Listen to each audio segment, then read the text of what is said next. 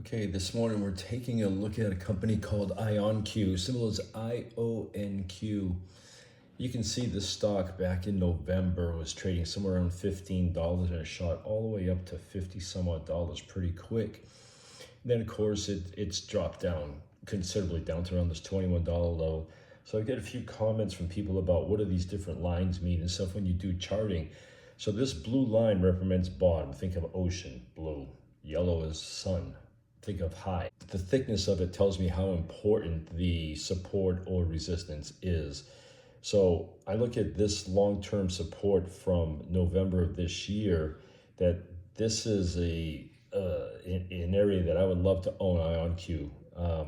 But I also look at is a previous high, which is this yellow line here, is now turned into a support line down around here. And you can see IONQ has bounced off of this a couple of times so far. To go to the 4-hour candle, I want to show you something here.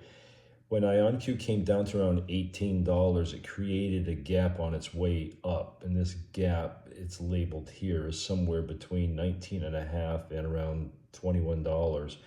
So you can see that the stock has come down into this value gap a couple of times. And it hasn't closed below this. If it does close below, it tells us that the shares are probably going lower. But it came down into the gap, it's traded a few times, and shot right back up about 10% inside of like 1 or 2 days. So we're right back down at this particular area again.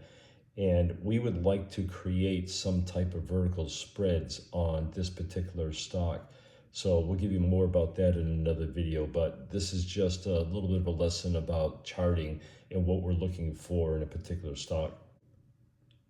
Again, this is not financial advice, this is for education only, and these are the trades I am making.